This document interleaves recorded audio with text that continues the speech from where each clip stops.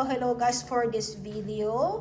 Ito po, magluluto na po tayo ng igado guys. Ito po ay para sa ating celebration ng kasama ito na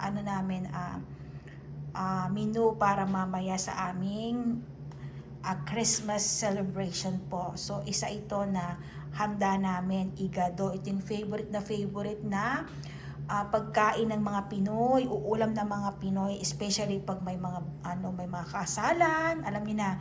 So for this video, ito po yung ingredients natin. Ito po ang bawang sibuyas, and then may bell pepper na red and then green. Lalagyan natin ng what do you call this, raisins, and then may liver spread tayo, may pineapple chunk, may sweet peas, and then ito po yung beef heart, and then ito yung pork na laman.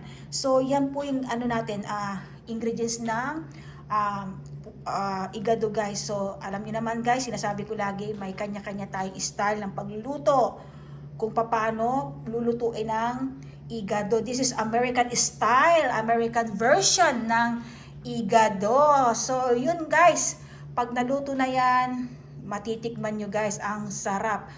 Wala akong niluto na hindi nauubos guys.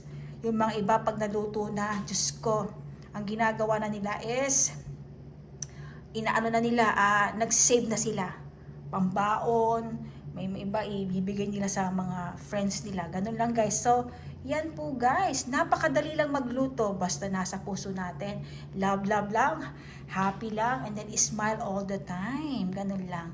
Love you all, love you all.